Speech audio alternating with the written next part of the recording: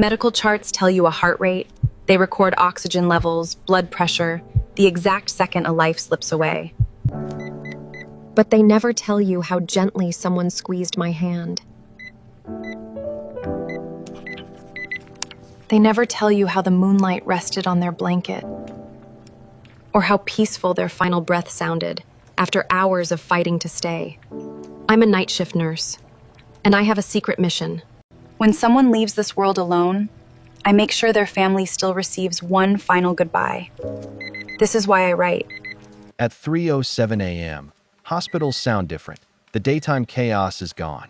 No rushing visitors, no doctors crowding hallways. Only the slow rhythm of machines, the soft hum of ventilators, the distant squeak of rubber saws against polished floors.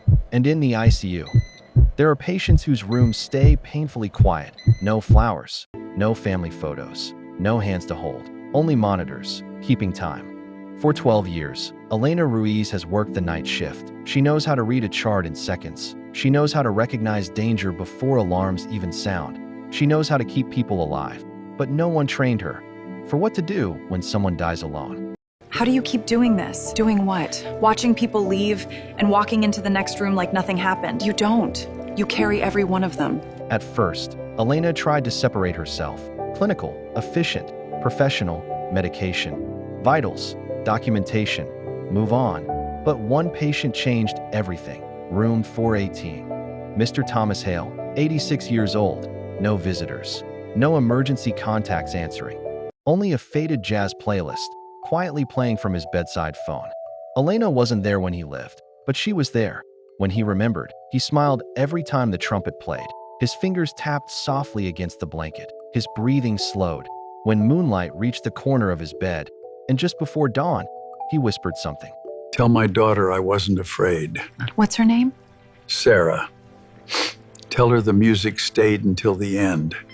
He passed minutes later, quietly, peacefully. But when Elena opened his chart, there was nowhere to write that. No box for courage, no checkbox for dignity, no section labeled. He smiled at the moonlight, so she found a blank piece of paper and she wrote. The first letter began with trembling hands. Dear Sarah, your father was not alone. His room was filled with soft jazz, and he left this world with peace on his face. Elena almost threw it away. What if it was too personal? Too much? Too strange? But weeks later, Sarah wrote back. Thank you.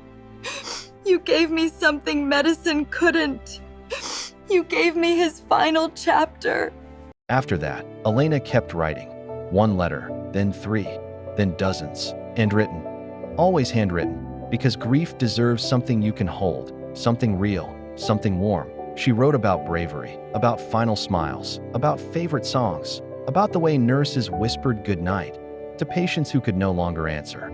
Families are separated for many reasons: distance, fear, unexpected endings, hospital rules. Sometimes, life simply moves too fast until it stops. And when death becomes clinical, monitors, forms, official calls, families often remember only trauma.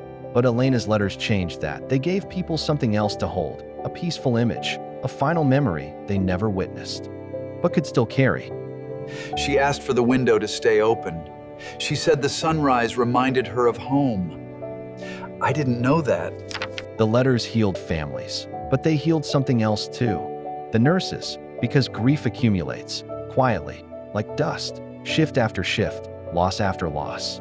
And meaning is what keeps caregivers from breaking. Why do you stay after every shift to write these? Because someone should remember more than how they died. Soon, other nurses began leaving notes too. Small observations, favorite poems, last jokes, songs patients requested. The hospital began to change. The ICU no longer felt like a place where stories ended.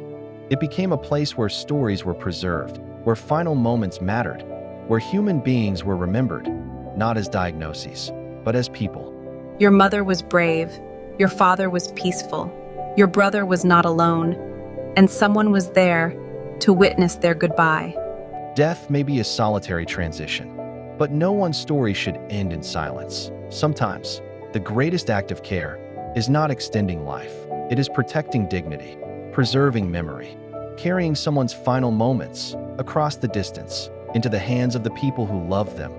Medical charts record the ending, but Elena writes what mattered most. And as long as someone remembers, no goodbye is ever truly the last.